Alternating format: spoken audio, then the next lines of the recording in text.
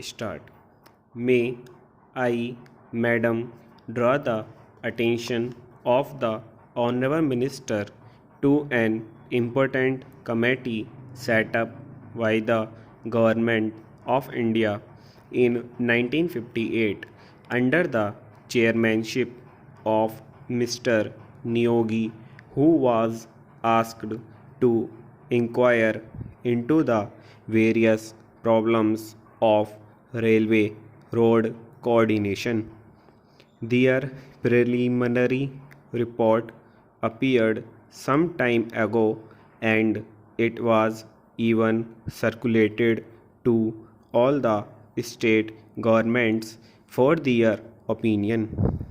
But to my regret, I have to say that the work of this committee has been very much hindered as a result of the indifference and, may I say, careless negligence on the part of the state governments as well as on the part of the ministry concerned in taking up this question and in pursuing it so that we may be able to have a clear and comprehensive picture of the transport situation in the country. Now, railway transport, like any other mode of transport, is suffering under a major handicap. The handicap being that we do not know, nor does the railway ministry know what the exact quantum of transport requirement in the country is and what the rising demand is which the railways are expected to cater to in future. Certain targets which have been worked out in the third plan have been given to us.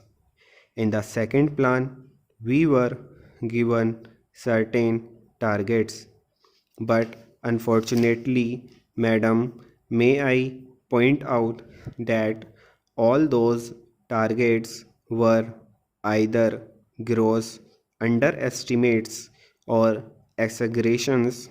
Throughout, we have seen that we have not been able to have a well coordinated and progressive development of the transport system and in particular the railway system in the country. So anything we suggest today will have that kind of air of unreality without knowing fully or adequately what exactly the transport needs in the country are we are not in a position to discuss or dilate upon the problems of the railways or the transport itself. Madam, last year when I was speaking on the budget, I pointed out that there had been planning of some sort, but within this planning, there had not been sufficient planning in the functioning of the administration. There has not been planning in carrying out the various phases of the program enunciated in the plan or in the budget. Frequently, we come across the statement by the Honorable Minister that the railways have not been able to fulfill certain things. I went through the pages of the budget papers and also the speech of the minister. I came across this significant expression. Wherever there are failures or shortfalls in performance, we are told that these are mainly due to unpredictable factors or factors beyond control. I do not think that some of the factors which my honorable friend would like us to believe that they are unpredictable or uncontrollable cannot be anticipated. For instance, I may draw the attention of the Honorable Minister to one important fact, that is, we have been supplying since some time past empty haulage for a long distance of calories to steel factories and so on. We are told that this empty haulage is unavoidable, that we have to find empty wagons to steel factories and collieries to carry raw material or perhaps coal and like the so.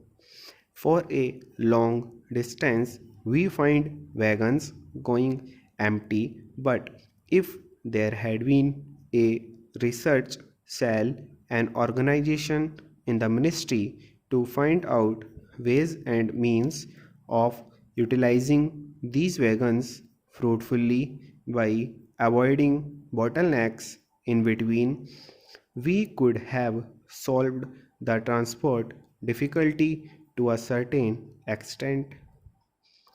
I do not want to be told by the minister that this is a physical impossibility. Even in the advanced countries of the world, every movement of wagon, coach, and engine is planned before it is put into operation. It is unfortunate and tragic that in this country, after a decade of planning, we have not been able to think in terms of planning while executing the works. Now, in regard to some of the general problems of the railways, I would say first of all that the rise in demand is so great that we have to be prepared to provide not only adequate but also effective transport facilities to our people. I need not tell the House that the railway transport system in general is greatly dependent or interdependent on the general economy of the country. But during the last one decade, there has been one significant factor that has to be appreciated, that is, the demand for transport is increasing at a faster rate than the rise in the national income or the rise in production in any sector or in any industry. This is a factor that has been adequately appreciated. Even if it has been adequately appreciated, no attempt or sincere effort has yet been made to carry out the fulfillment of the needs of all the sectors of our economy. Stop.